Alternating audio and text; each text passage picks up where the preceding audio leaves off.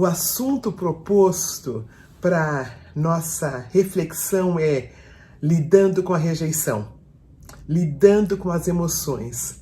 Emoções são as palavras da alma. Precisam ser acolhidas, respeitadas e digeridas. Emoções precisam ser aceitas, precisam ser acolhidas, precisam ser digeridas. E eu gosto tanto dessa expressão de que a nossa emoção é como a nossa alma fala, é como a nossa alma se expressa. Ela se expressa através das emoções. Quando nós não percebemos, quando nós não acolhemos, quando nós não respeitamos as nossas emoções, nós nos tornamos pessoas supérfluas, pessoas sem profundidade, sem densidade, pessoas inóspitas, que não tem como a outra pessoa habitar, ou não é uma pessoa hospitaleira, não é uma pessoa hospitaleira. A outra pessoa não tem como entrar em nós, porque nós não reconhecemos nossas emoções. E nós nos tornamos pessoas muito aquém do que Deus nos preparou, nos criou para que fôssemos. Somente nesses últimos 200, no máximo 300 anos, depois da Revolução Francesa, que a razão, a lógica, passaram a dominar o pensamento da civilização. Isso é uma questão muito ocidental, né? Nós não acolhermos nossas emoções, não falarmos sobre elas. Inclusive, achamos que pessoas que são muito emocionais não são maduras, não são espirituais. O que a lógica suplantou? Ela suplantou as reações emocionais, essas palavras da alma. Quando alguém perde alguém, quando alguém está passando pelo luto, nós somos aquelas pessoas que temos dificuldades em permitir que aquela pessoa se expresse, chorando, falando do seu ente querido. Nós temos dificuldades quando as pessoas expressam suas emoções perto de nós. Nós somos uma geração, eu me lembro de uma senhora muito querida, né, Brené Brown. Ela falou que nós somos analfabetos emocionais. Nós não sabemos dizer o que sentimos, nós não conseguimos expressar o que sentimos. E eu acredito, queridos, que o clero tem grande responsabilidade pelo fato dos cristãos não saberem se expressar. Porque durante muito tempo nós falamos que Jesus veio salvar o nosso espírito. E nós sempre achamos que as nossas emoções já eram pecaminosas, não eram para ser mencionadas, trabalhadas. Quando a pessoa tinha um problema espiritual, nós cuidávamos na igreja. Mas quando era emocional, nós mandávamos para o psicólogo, psiquiatra, não era o nosso papel. E a coisa preciosa que nós estamos descobrindo é que a salvação é para o homem todo. Ela mexe com o espírito e com a alma. Mesmo porque uma pessoa não pode estar bem espiritualmente falando se ela não estiver bem emocionalmente falando. Então, emoção faz parte do plano que Deus tinha para nós. Uma pessoa inteira, uma pessoa completa, ela tem alma e ela tem espírito, né? E para os dicotomistas acreditam que é a mesma coisa, né? Então, é tão importante valorizarmos, pensarmos, trabalharmos a questão das emoções. Emoções tendem a ser colocadas em segundo plano, como eu falei. Aprender a ouvir a nossa alma é algo divino, é curador, é restaurador e é norteador. Eu tenho sido muito tocada por esse assunto de emoções.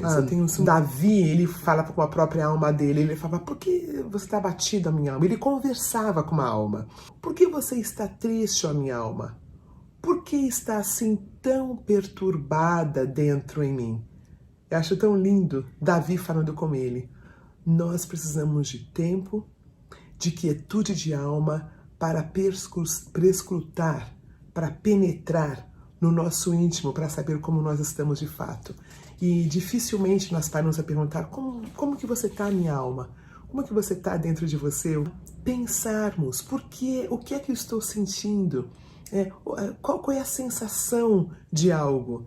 Nesse século XXI nós corremos tanto, nós estamos tanto ligados na mídia, que nós esquecemos de olhar para nós mesmos. Então, essa série vai ser sobre emoções, lidando com as emoções. O que minha alma está falando?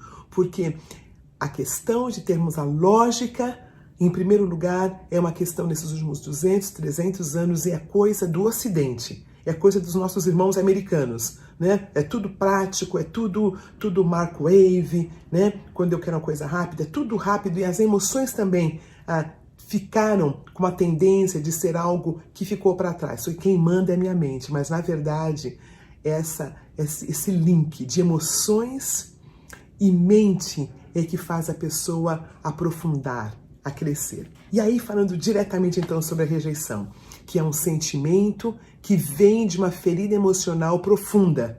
Quando eu não consigo identificar, acolher e digerir, ela pode se manifestar de uma forma prejudicial à nossa saúde. É um sentimento mais sutil do que muitos outros. O ódio, por exemplo, é um sentimento muito claro, objetivo. A questão da rejeição, ela vem meio travestida de autopiedade, alguma coisa assim, e às vezes eu não consigo perceber. Aí a minha premissa é a seguinte, que quando nós adultecemos, nós entendemos que ninguém é responsável pelo nosso sentimento de rejeição, a não ser nós mesmos. Eu vou repetir, porque a premissa da nossa reflexão de hoje é que conforme eu vou adultecendo, eu vou entendendo que ninguém é responsável pelo meu sentimento de rejeição, a não ser eu mesma. Somos nós que nos permitimos ser rejeitados pelos grandes outros que nós colocamos em nossa vida. O outro não tem poder de nos desestruturar se nós não permitimos. Essa é a verdade central.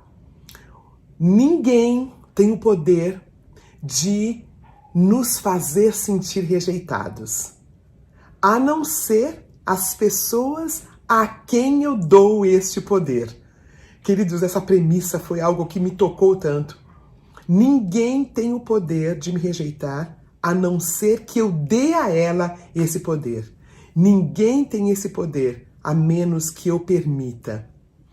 O processo de recuperação, esse processo de adultecimento, de santificação, ele vai ajudando a eu me ver, a minha identidade como filha amada de Deus, de maneira que a dependência emocional, ela vai arrefecendo, ela vai diminuindo. Eu vou me tornando mais adulta, eu vou adultecendo, eu me torno mais interdependente, porque o contrário do codependente não é independente, não é? O contrário do codependente é o interdependente, aquele que interdepende. Às vezes ele vai sozinho, às vezes ele vai com alguém, ele nem é codependente e nem ele é independente.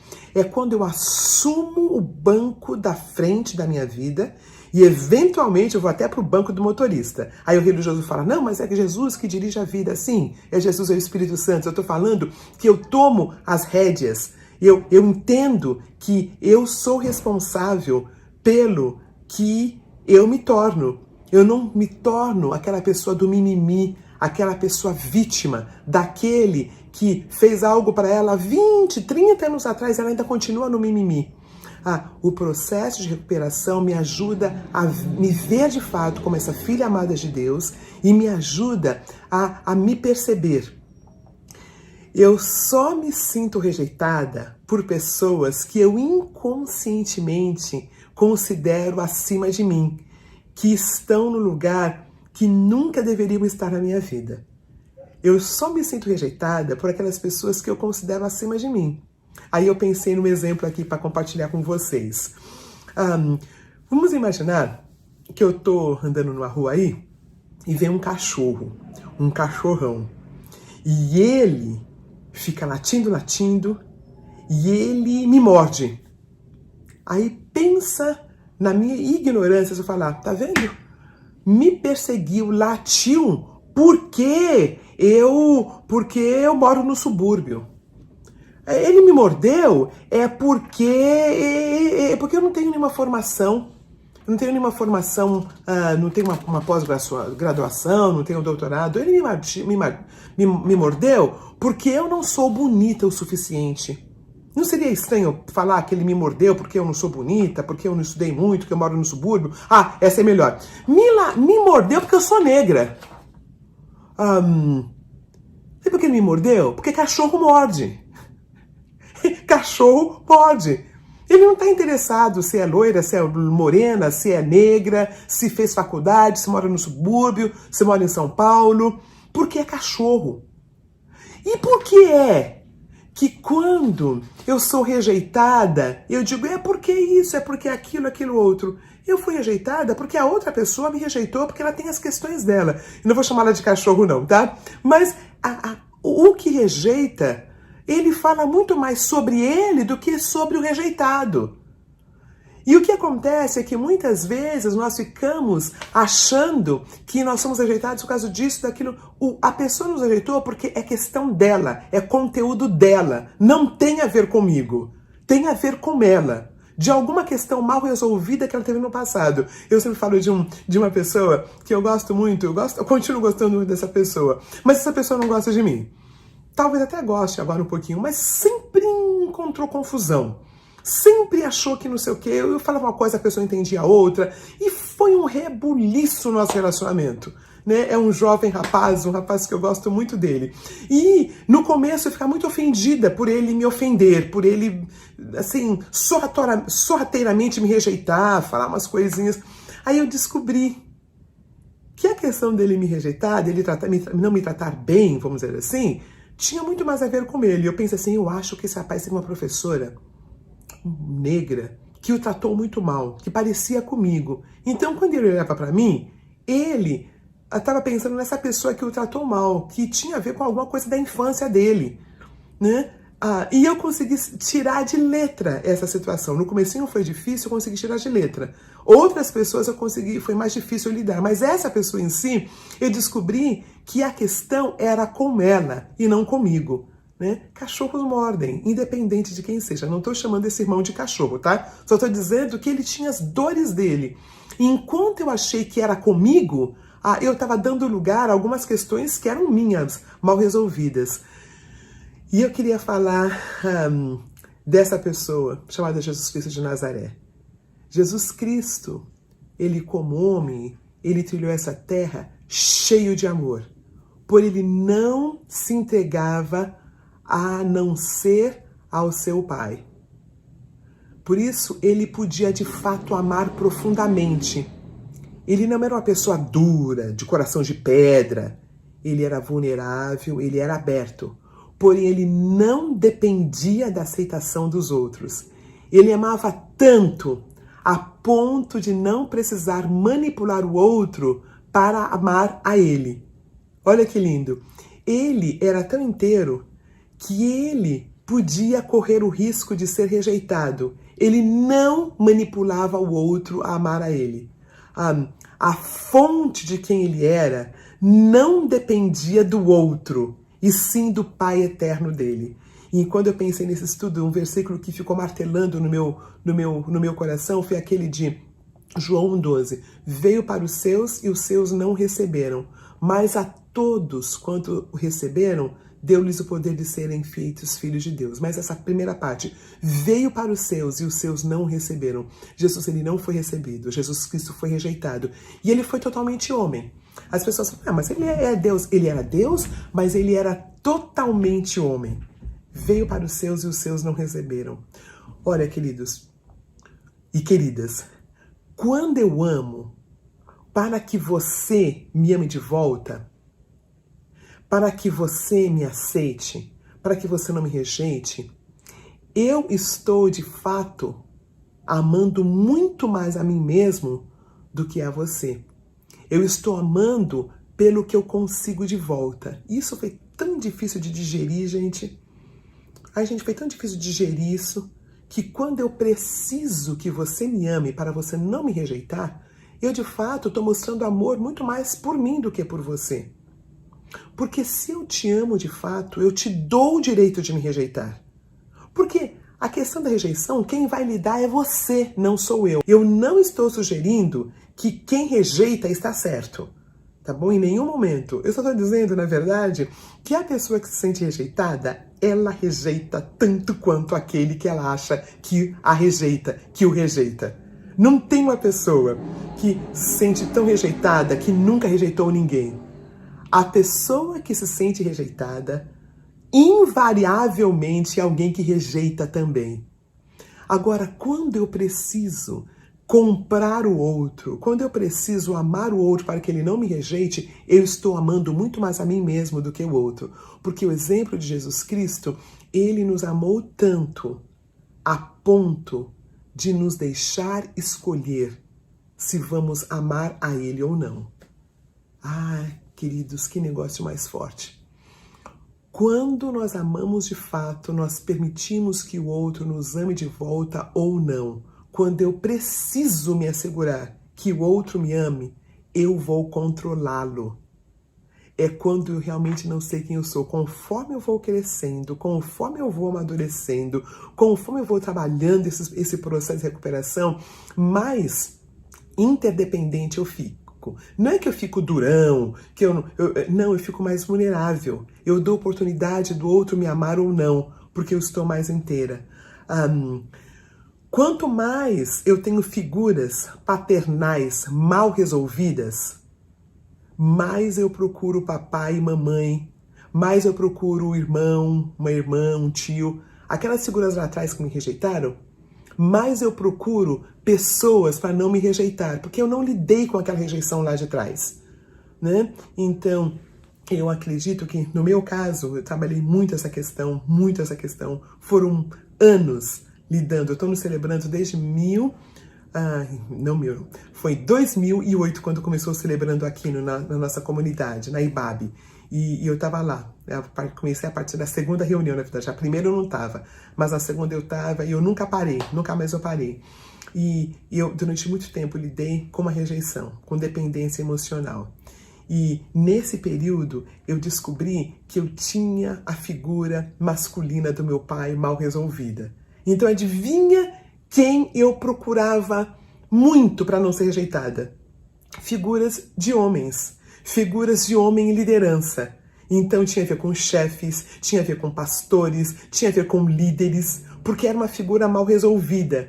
Então eu me sentia muito rejeitada por essas pessoas, mas não eram essas pessoas que me rejeitavam. Foi uma figura lá atrás do meu pai querido que saiu de casa. Por falar nisso, há 2 noites atrás eu sonhei com meu pai.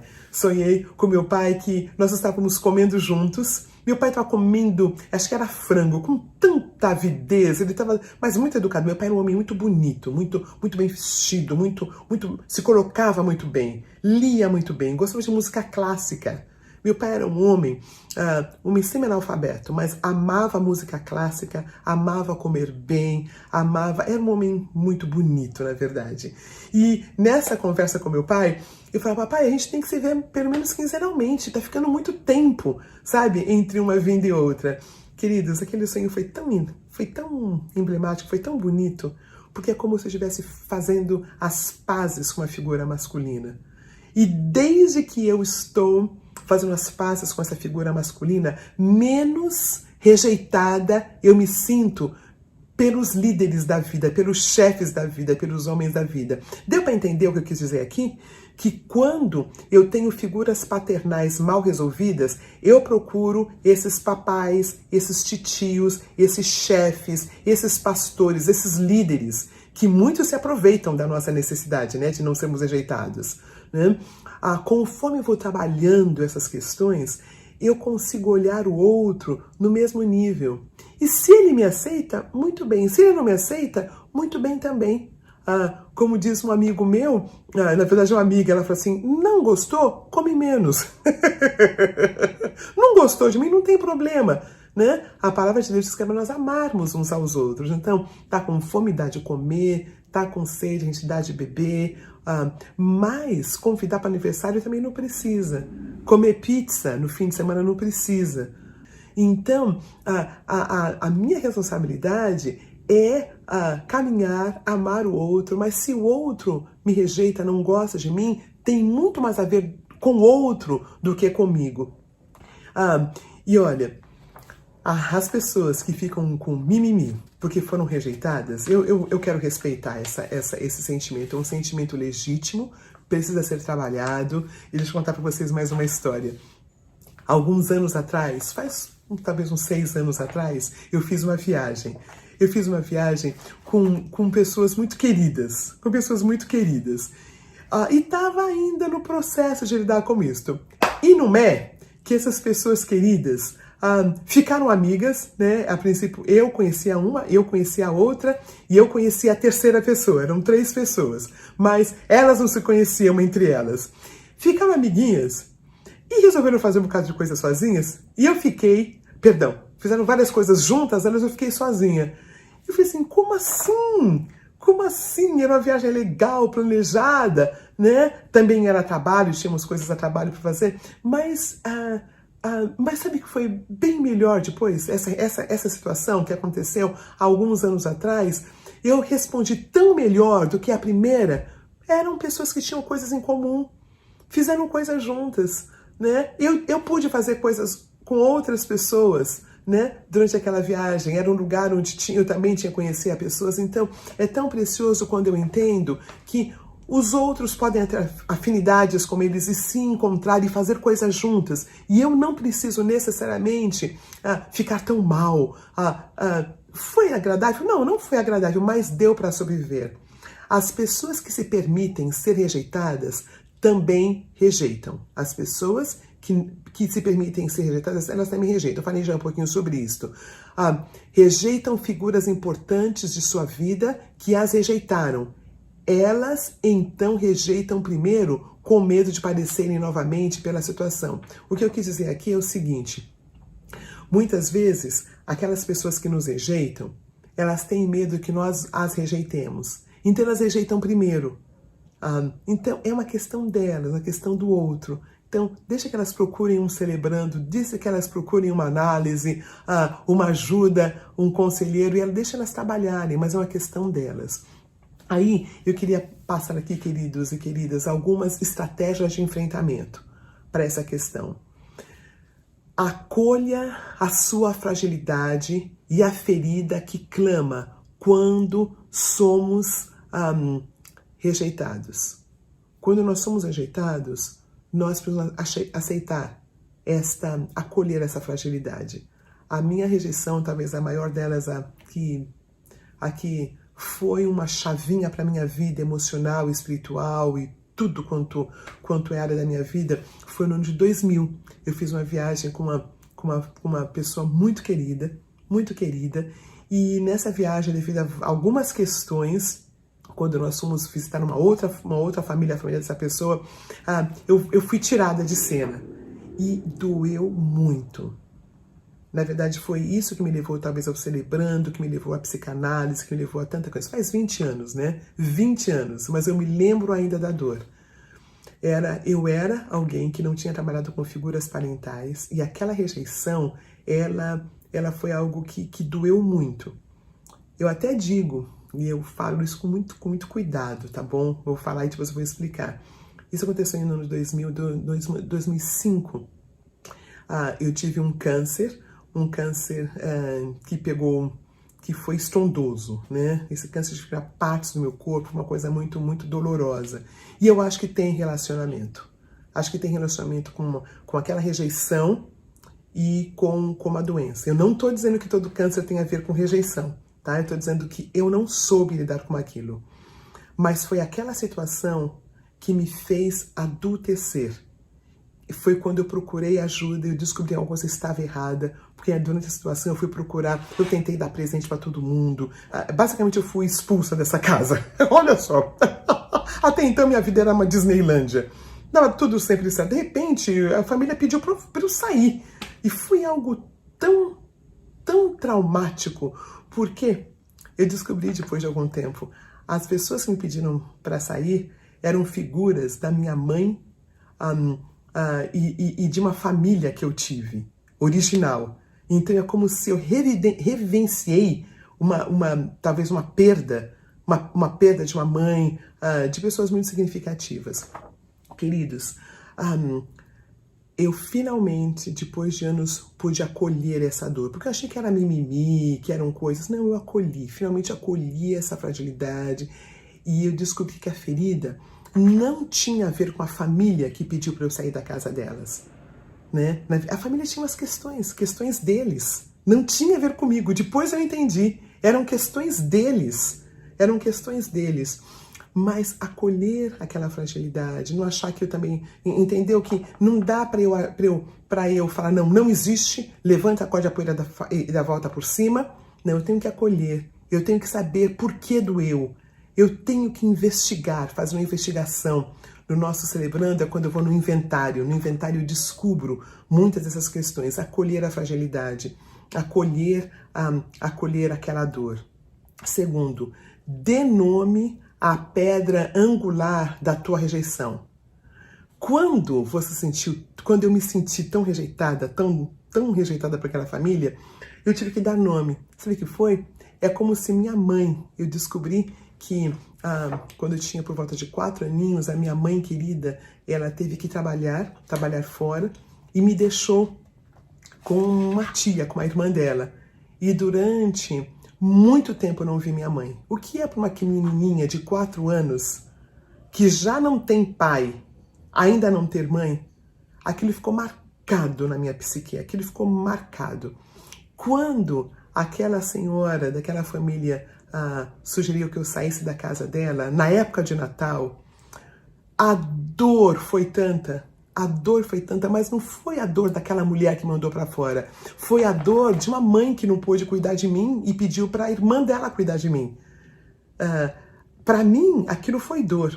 Até uma das sugestões que nós damos aqui, queridos, quando uma criança está chorando porque ela perdeu uma bonequinha, quando perdeu um barquinho, não fala, não foi nada, a mamãe compra outro. Deixa a criança chorar por aquela dor. Chorar pela nossa dor faz bem. Perdeu um gatinho, o gatinho morreu, não compra outro gatinho no outro dia. Deixa a criança chorar a dor daquele gatinho que ela perdeu. Nós precisamos aprender a chorar as nossas perdas, porque nos ajuda quando crescermos, a identificar e a lidar com as dores. Então, no meu caso, eu entendi que quando aquela família pediu que eu me saísse, porque, queridos, eu era mulher já, era mocinha, eu não vou falar minha idade não, para vocês descobrirem minha idade. Eu já era mulher quando a família pediu que eu me retirasse. Era para ser doído? Sim, era para ser doído, né? Mas eu tinha dinheiro para voltar para o Brasil, não era o fim do mundo. Não era o fim do mundo, mas para mim foi porque estava linkado a uma pedra angular anterior, que foi quando minha mãe desapareceu da minha vida por um tempo, por meses eu fiquei sem ver minha mãe. E já não tinha pai. Então, a primeira sugestão que eu dei, acolha a dor. A segunda, dê nome à pedra angular.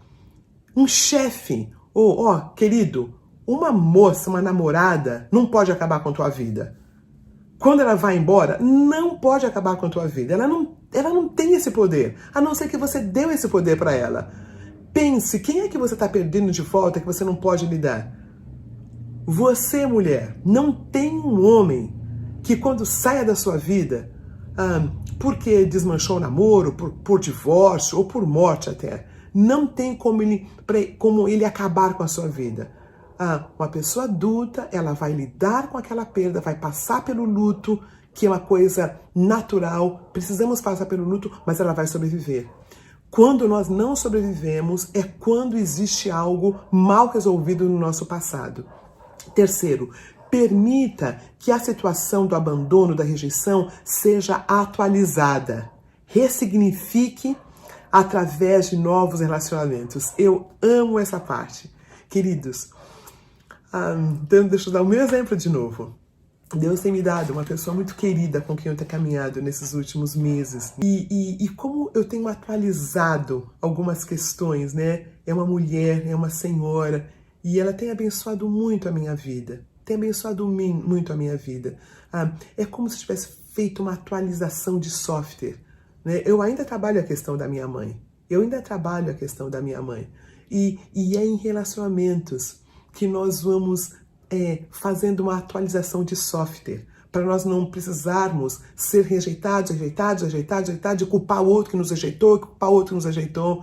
Conhece a pessoa que ela sempre é deixada por alguém, né? Sempre deixada por alguém, sempre rejeitada, porque não trabalhou essa questão. Então, faça a atualização de software através de pessoas saudáveis. Foi uma mãe que desapareceu da sua vida, Deus vai trazer uma outra pessoa para ficar ali, para fazer uma atualização de software. Foi um pai que deixou? Deus vai trazer amigos, homens queridos, que vai ajudar nessa atualização de software. E eu quero falar umas outras reflexões mais sobre isso. 4. Permita-se ser rejeitado. Rejeição não precisa matar. Pelo contrário, nos fortalece, nos humaniza. Eu falei de uma dor no ano 2000, que foi muito grande, porque eu era tão fragilizada. Eu era tão fragilizada naquela época. Mas hoje em dia, aquela situação doeria, mas não teria me desconfigurado como me desconfigurou, porque eu não sabia quem eu era. Eu dava para grandes outros. Como eu disse, eu não me sinto rejeitada por pessoas, e eu vou falar com cuidado isso, abaixo de mim. Eu sinto rejeitada por pessoas que eu coloco acima de mim. Eu não me sinto rejeitada por pessoas abaixo de mim. Eu sempre me sinto rejeitada por pessoas acima de mim. Líderes, pessoas que eu acho que estão lá em cima. Por isso que eu digo que eu sou responsável por isso. Não é o outro que me rejeita. Eu sou responsável por trabalhar com isso. Porque o outro que me rejeita, ele tem que procurar a ajuda dele no tempo dele. Por último, não culpe o outro pela rejeição que você sente. Ele vai lidar com a mesma quando for o tempo dele ou dela. Não temos como nos vitimizar pelo latir e morder do cachorro. Cachorros mordem. Pessoas feridas ferem. Então, nós não podemos nos tornar vítimas destas pessoas. Que a pessoa de Jesus Cristo de Nazaré, completamente homem e completamente Deus, fortaleça a nossa identidade como filhos e filhas de Deus, de tal modo que ao perceber quem somos, não nos deixemos iludir por figuras fantasiosas de pais, mães e pessoas que a gente sofreu abusos e não conseguiu lidar. Estas pessoas não podem nos tirar da caminhada para a qual fomos criados. Caminhada de filhos e filhas, e não de escravos e escravas. Foi para a liberdade que o Senhor nos libertou. A liberdade de dizer sim, de dizer não, de não nos colocarmos abaixo de quem realmente nós somos. A minha oração é que nós possamos crescer. Nós podemos identificar essas rejeições, mas nós podemos colocá-las no lugar certo e caminhar altaneiramente, caminhar com a cabeça erguida, sabendo que o nosso Deus está no controle. Quem eu tenho permitido que a dor da rejeição entre em mim? Tá bom? Eu não quero me colocar como vítima. A rejeição tá doendo, mas quem eu tenho permitido me rejeitar dessa forma? A quem eu tenho permitido essa desconfiguração de quem eu sou? Deu para entender? Dê um nome. Quem eu tenho permitido que me rejeite? Tá? Porque o nosso ponto é, a pessoa rejeita se eu permito. Porque senão ela rejeita e eu consigo caminhar inteiro. Queridos, não estou dizendo que não vai doer, viu? Não estou dizendo que não vai doer, não. Vai doer. Quando somos rejeitados, dói.